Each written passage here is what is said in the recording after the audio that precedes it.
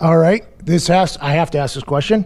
You talked about it, not me. I mean, you brought this up, so if you fire me for this question, I mean, it's on you. Coming up on Wednesday nights, I mean, for the first time in a long time, it appears as if there is a potential alternative market for wrestling with a billionaire guy that owns the Jaguars launching AEW. And they chose to put their show on the same night that NXT has been on for 5 years.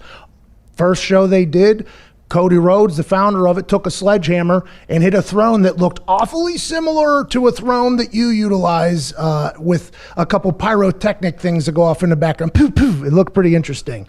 You seem to be back into a war now with a company called AEW. How does WWE feel about it all? You know, the war thing gets brought up a lot. And competition is great. So if they are coming on Wednesday nights and they want to put on the best show they can, great. That's where we are. We've been on Wednesday nights, like you said, for 5 years. It's been our home. We've been in discussions with various networks about moving NXT and growing it. Now's the right time. So if Wednesdays is the place, people can say war, they can say not war. I don't see it that way as competitive in that nature. I just see it as us putting on the best show possible.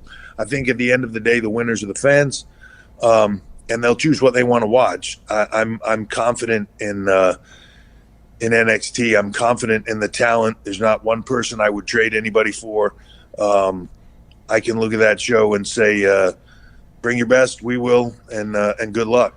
That's awesome. That's such a professional. And just like we did back in the day, when the NXT talent gets done, their goal will be to put on a show that they can look at the world and say, follow that. Oh, I love that. That's what I did with punting, by the way. You know what I mean? That's what I did when I was kicking a ball. I was like, all right, whoever's the next game, follow that. Never in my life. But I